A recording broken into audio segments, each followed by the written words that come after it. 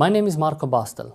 I'm a Senior Research Fellow in Supply Chain Research Center at Cranfield School of Management in the United Kingdom. The topic of this paper falls under a broad theme of management of buyer-supplier relationships. While this topic on its own has been researched for several decades, it is the context of servitization in which it is examined and the way buyer-supplier relationships are analyzed that makes this paper very exciting and topical. What we are exploring in this paper is how does adoption of servitization affects buyer-supplier relationships.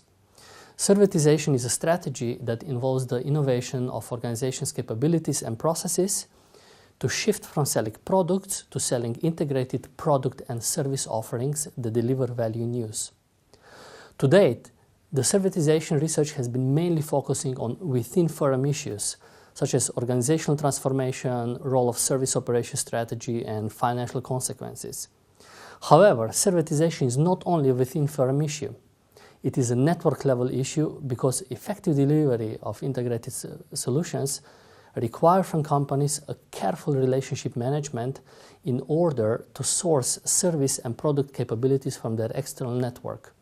For example, Caterpillar uses its independent dealers to provide service support to their customers, and Cisco relies on a network of companies to service its equipment at its customer sites.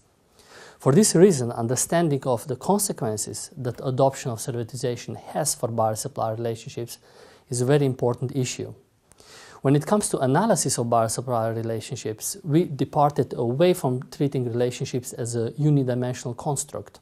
On contrary, we adopted a multi-theoretical framework of relational connectors by Cannon and Perot to allow for examination of a fine-grained and holistic account of buyer-supplier relationships. Relationship connectors are dimensions that reflect the behaviors and expectations of behaviors in a buyer-seller relationship and reflect the manner in which two parties interrelate and conduct commercial exchange. They encompass information exchange, operational linkages, legal bonds, cooperative norms, and relational adaptation. Methodologically, this study utilizes a qualitative case-based research strategy. We explored a tripartite relationship between a solution provider and its two suppliers. Data was collected from all three involved companies using semi-structured interviews which allow for an in-depth investigation. Our study shows that each of the examined 5 relationship connectors changed as a result of providers' adoption of servitization. Let me mention just a few.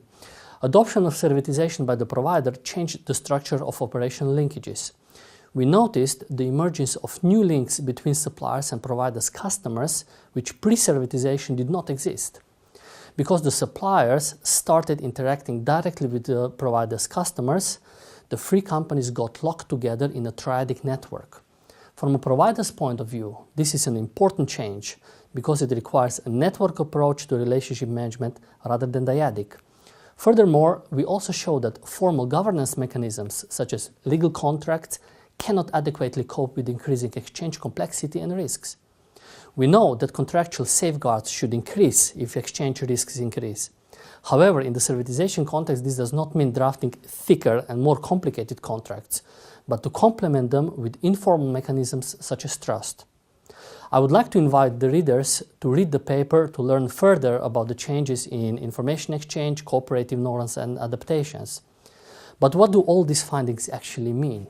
For managers, these findings are a clear indication that firms who are adopting servitization strategy may have to rethink how they are managing their upstream relationships if they want to effectively deliver integrated solutions to their customers.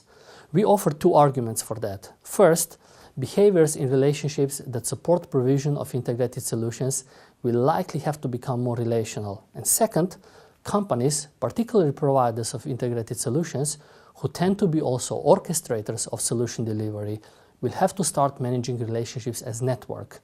This means actively managing also indirect relationships like the ones between their suppliers and customers.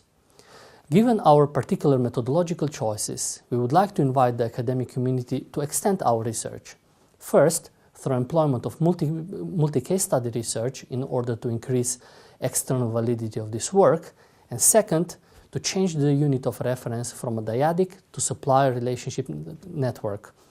Thank you very much, happy reading, and please feel free to contact me with any questions.